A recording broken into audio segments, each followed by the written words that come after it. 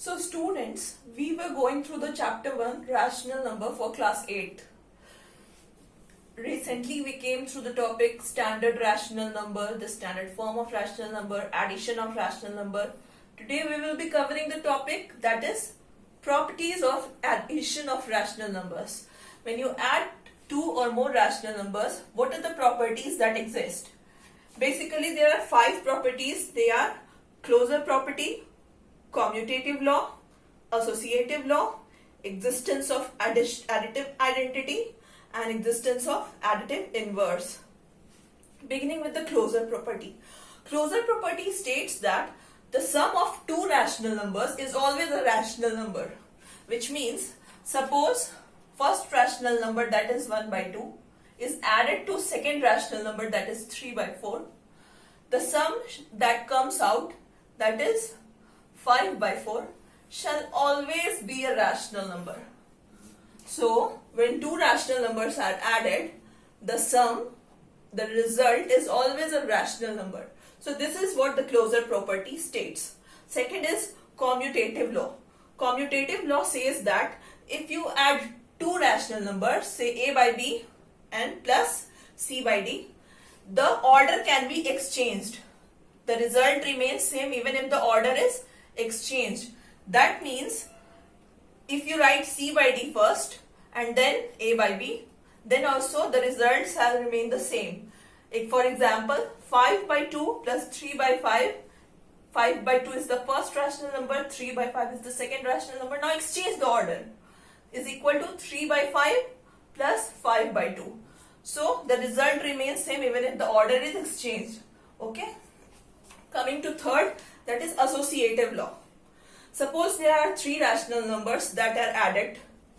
So its associative law says that you can make the group of 2 rational numbers in any order. Like here, the 3 rational numbers as you can see are a by b, c by d and e by f, which are added. Here the grouping has been done for a by b plus c by d. The grouping for a by b plus c by d.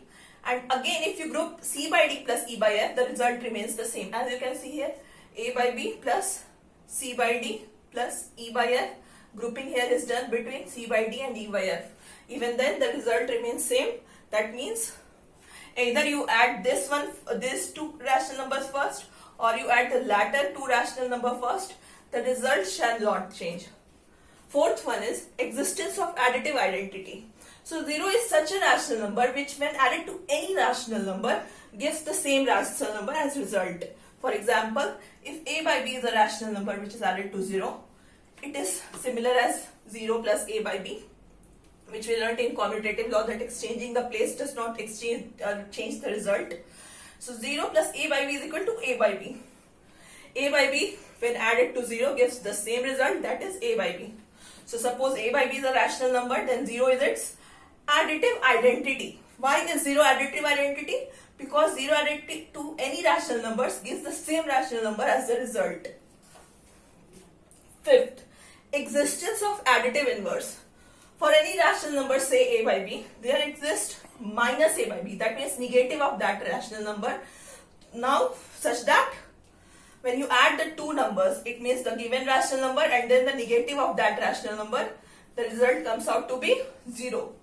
Result is then 0. If the result comes out to be 0, then for a by b, then you say that minus a by b is the additive inverse of a by b, as a by b when added to this number gives 0. So what is the additive inverse of a by b? It is minus a by b. If any rational number gives the result 0 when added to the given rational number, then that is its additive inverse, and it is simply the negative of that rational number. So minus a by b is the additive inverse of a by b. Okay students, so we were continuing with the chapter rational numbers for class 8. The topic that we covered in the last class was addition of rational numbers. We came to know what the properties that are included in addition of rational numbers. Today the topic is multiplication of rational numbers. So suppose there are 2 rational numbers. For any 2 rational numbers, say a by b and c by d. How multiplication goes? Multiplication goes like this: a by b into c by d is equal to A into C by B into D. So multiply both the numerators and then multiply both the denominators. So numerator comes out to be the multiplication, the product of numerators, and denominator comes out to be the product of individual denominators. For example, minus 15 by 4 into minus 3 by 8. So minus 15 into minus 3 in the numerator, 4 into 8 in the denominator. So any term, does it have common divisor which can cancel out? You can check out. Nothing is common. So answer is minus 15 into minus 3 is 45. 8 into 4 is 32. So answer is 45 by 32. Let's have a look at the next question in which there can be common divisor which can cancel out. So if here the question is minus 11 by 9 into minus 51 by 44. Again, multiply the numerators. Minus 11 into minus 51 by 9 into 44. Here we see that 11 and 44 have common divisor, that is 11. Also 9 and 51 have common divisor, that is 3. So cancel out. How? 11 in the table of 11 is cancelled out by 1 and 44 is cancelled out by 4. As 4 times 11 is 44 and 1 times 11 is 11. Then in table of 3 times 3 is 9, so 3, and 3 times 17 is 51. So common divisor 3 is cancelled out as 17 and 3. Answer comes out to be 17 into 1 by 4 into 3, 17 by 12. What are the properties of multiplication of rational numbers? Let's have a look at the properties of multiplication. First one is closure property, same as closure property that we studied in addition. That means A by B, if A by B is a rational number, C by D is also a rational number and both are multiplied, then product shall also be a rational number. Commutative law states that if A by B and C by D are two rational numbers and they are multiplied, then their order can be changed, but the product remains same. That means A by B into C by D is equal to C by D into A by B. Order changed, but product remains equal. Associative law states that if there are three rational numbers, say A by B, C by D, E by F, and those three are multiplied, then you can do the grouping in any order. First one grouping is done in A by B and C by D. Next one grouping is done in C by D and E by F. So grouping can be done in any order. The product doesn't change. A by B into C by D under bracket into E by F equals A by B into C by D into E by F under bracket. Existence of multiplicative identity. So suppose A by B is a rational number. What number should it be multiplied so that the product be equal to A by B only? So that number is 1. So if any rational number is multiplied by 1, it comes out to be the rational number itself. So 1 is the multiplicative identity of any rational number. Existence of multiplicative inverse. Suppose A by B is a rational number. What is its multiplicative inverse? Simply put denominator in numerator and numerator in denominator. That is the multiplicative inverse.